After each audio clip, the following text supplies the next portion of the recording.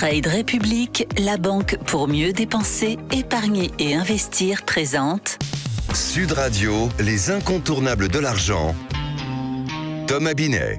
Bienvenue dans ce nouvel épisode d'Oser investir, les incontournables de l'argent. Je suis accompagné ce soir de Mathias Bassino, directeur des marchés européens de la néobanque Trade République. Bonsoir Mathias. Bonsoir Thomas, bonsoir à toutes et à tous. Mathias, vous vous souvenez de cette phrase de Pierre Desproges ? On peut rire de tout, mais pas forcément avec tout le monde. Très bien, beaucoup d'admiration pour Pierre Desproges. Et bien justement, je vais vous amener un peu sur son terrain en se posant la question, est-ce qu'on peut parler d'argent et en tout cas avec tout le monde ? Alors, c'est vrai que parler d'argent en France a longtemps été, et encore aujourd'hui pour beaucoup de Françaises et de Français, un tabou. Donc, fort heureusement, ça diminue, c'est-à-dire que le tabou recule. Aujourd'hui, il n'y a plus que 30% à peu près des Français qui considèrent que l'argent est immoral. Mais vous avez encore 40% d'entre nous pour qui l'argent est source de frustration, de complexe et de culpabilité. Alors aujourd'hui, on ne va pas se concentrer sur le fait de parler d'argent dans la vie de tous les jours, mais vraiment de choisir une personne ou quelques personnes avec qui vous pouvez parler d'argent régulièrement pour progresser, pour faire développer votre éducation financière. Et là, il y a deux types de profils tout de suite qui se détachent. Oui. Vous avez soit vous en parlez avec quelqu'un qui est déjà calé en éducation financière, soit vous en parlez avec quelqu'un qui n'y connaît rien comme vous, mais qui veut s'y mettre avec vous. Comme ça, vous faites ce chemin d'éducation financière accompagné. Ça vous aide à garder vos émotions sous contrôle. C'est très, très important quand on parle d'argent, de le faire dans la durée. Donc, que vous choisissiez un expert que vous avez autour de vous, dans vos proches, ou quelqu'un qui veut démarrer comme vous l'éducation financière, les deux me vont. Ce sera un peu différent, mais à la fin des fins, vous aurez progressé. Alors, on sait que c'est votre cheval de bataille, l'éducation financière, depuis qu'on fait ensemble ces chroniques d'Oser investir, les incontournables de l'argent.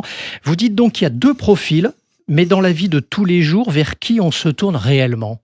Alors, le cas le plus évident et le plus fréquent, c'est évidemment votre conjointe ou votre conjoint. Oui. Ça permet d'aligner les dépenses de tous les jours. Une fois par mois, on s'assoit 1 heure, on fait le point sur le budget. Au début de l'année scolaire, on fait le point sur le budget de l'année. On prépare les budgets des vacances ensemble. La prévision. Et ça aligne aussi sur les projets de long terme. Donc, au-delà de vous aider l'un et l'autre à progresser dans votre compréhension en parlant régulièrement, ça vous aide à aligner aussi votre destin financier familial. Vous pouvez aussi choisir d'en parler avec un membre de votre famille. Je prends toujours le même exemple. On a tous au moins un oncle ou une tante qui est passionné de finances personnelles. On en a tous au moins un autour de nous, un cousin, une cousine. C'est vrai. Ça peut aussi être votre enfant s'il est en fin d'adolescence ou un jeune adulte, pour l'aider à lui aussi démarrer dans la vie avec des bons principes d'éducation financière. C'est un cas que j'ai vu très souvent et ça rapproche les mères et les filles, les pères et les fils d'en parler régulièrement aussi. Enfin, si vous n'avez vraiment personne, ça peut être un ami ou un collègue. Et là, faites attention bien sûr à échanger avec quelqu'un qui saura rester discret. Oui, parce que les concerts ne sont pas forcément non plus les payeurs, faut se le rappeler. Mais alors, on a compris avec qui on pouvait en parler, vous avez fait un casting là à l'instant, mais alors, on parle de quoi avec cette personne très concrètement ? Le conseil que je donne à chaque fois, c'est de commencer par le budget, pour s'astreindre du fait qu'il y a quelqu'un d'autre, à faire le point 1 fois par mois, pour éviter ce que le tabou nous encourage toutes et tous à faire, c'est-à-dire procrastiner, reporter au lendemain.